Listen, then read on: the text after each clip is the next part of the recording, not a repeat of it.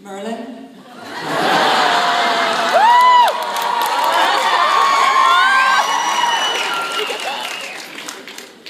I'd definitely like a Vildarin. Yeah, I think the Wilbur look pretty cute. Don't they eat human flesh? Yeah. Well, you know, every pet has a downside. Dragon, because he can fly.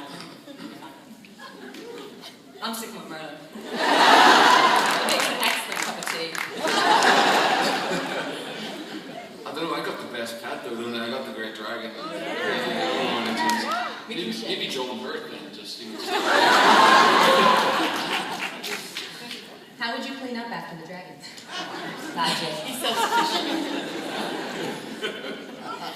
Okay, next question.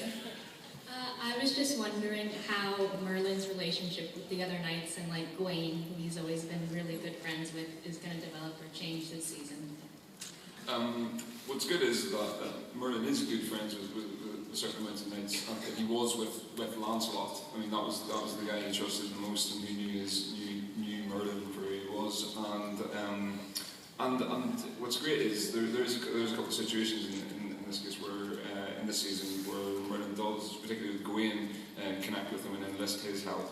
But Merlin amongst the guys now, it feels there's an element of respect and an element of trust, and I think that has sort of stemmed from Merlin's confidence that he has now in himself and where he stands amongst them, even to the point where he leads them at one stage. So that's developed hugely.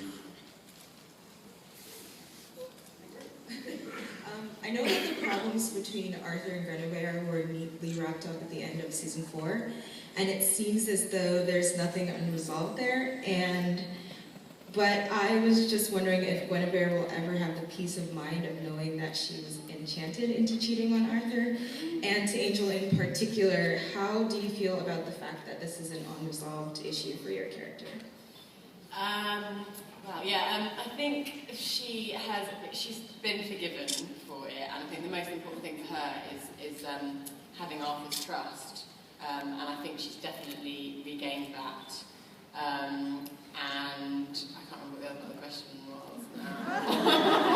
If you'll ever know whether you... Oh, if I never know it was unresolved. I think, I don't know if she did know she's enchanted, but I think she doesn't quite understand what happened, and I think she would never do it again, honestly, if she gets enchanted again. But as Gwen, she's moved past that, they've moved past it. Because in the 3 years between the two series, when Gwen's character has changed quite dramatically, you know, she's a queen now, and she gives counsel to Arthur. So I think that their relationship has moved on and is very strong. So I think that even though something negative like that happened, in the end, it's made them stronger. Can you talk about significant changes in the character arcs or challenges in the character arcs for this season, maybe a little bit? What the challenges were? Challenges or changes in the character arcs, things we can expect in just a little... Well, I mean, I think all 4 characters have moved on in lots of interesting ways. I mean, like Katie said, I mean, what's interesting about where Morgana is that she was held captive for 2 out of those 3 years.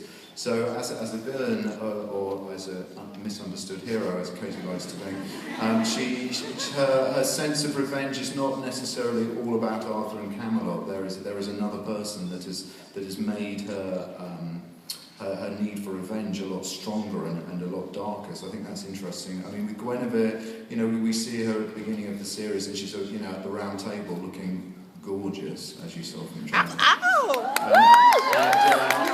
And she, you know, like I said, she's a really important person that gives Arthur advice. So her role has completely changed. And what makes her an amazing queen is the fact that she's come from a humble beginning. So actually, she can inform Arthur about things that he may not understand emotionally. So that's good. And like Colin said with Merlin, you know, he's becoming a man.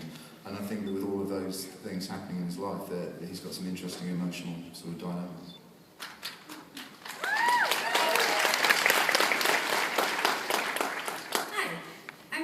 To know if the enchanted bracelet's going to come back